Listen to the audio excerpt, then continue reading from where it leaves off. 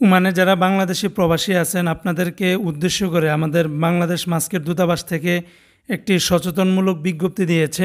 বিশেষ করে বন্ধুরা, আপনারা সবাই জানেন বাংলাদেশে বর্তমানে কোটা সংস্কার আন্দোলন সহকারে ছাত্র আন্দোলন সহকারে বিভিন্ন ধরনের আন্দোলন কিন্তু হচ্ছে দফায় দফায়। তারই প্রেক্ষাপট অনুযায়ী গত কয়েকদিন আগে সংযুক্ত আরব আমিরাত দুবাইতেও কিন্তু প্রবাসীরা আন্দোলন করেছিল, যার কারণে ওই সমস্ত প্রবাসীদেরকে প্রায় 57 জন প্রবাসীকে গ্রেপ্তার করা হয়েছে এবং 3 জনকে যাবজ্জীবন জেল দেওয়া হয়েছে এবং অনেক অনেক প্রবাসীকে 10 বছরের জন্য কারাদণ্ড জেল জরিমানা করা হয়েছে।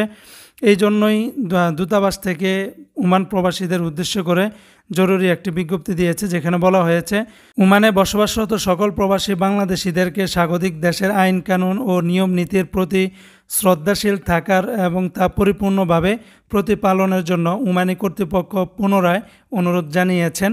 প্রসঙ্গত, ওমানের আইনে যথাযথ কর্তৃপক্ষের পূর্ণ অনুমতি ছাড়া কোনো ধরনের সভা সমাবেশ গণজামায়াত মিছিল বা স্লোগান দেওয়া, এরূপ কোনো কর্মকাণ্ডে লিপ্ত হওয়া, উক্ত কর্মকাণ্ডের ভিডিও ধারণ করা বা এরূপ কোনো বার্তা চিত্র ভিডিও সোশ্যাল মিডিয়ায় আপলোড করা বা শেয়ার করা সম্পূর্ণভাবে নিষিদ্ধ।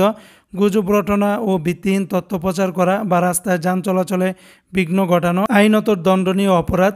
এ ধরনের কর্মকাণ্ডে লিপ্ত হলে সংশ্লিষ্ট ব্যক্তির ভিসা বাতিল, জেল জরিমানা সহ দেশে ফেরত পাঠানো, ভবিষ্যতে ওমানে প্রবেশের নিষেধাজ্ঞা সহ আরও কঠোর শাস্তির সম্মুখীন হতে পারেন।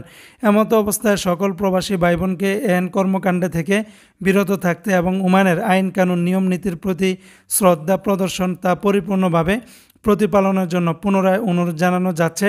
একই সাথে নিজ নিজ পরিবার পরিজন সহকর্মী বন্ধুবান্ধব এবং পরিচিত সকল প্রবাসী ভাই বোনদেরকে এই বিষয়ে সতর্ক করার জন্য বিশেষভাবে অনুরোধ করা হলো।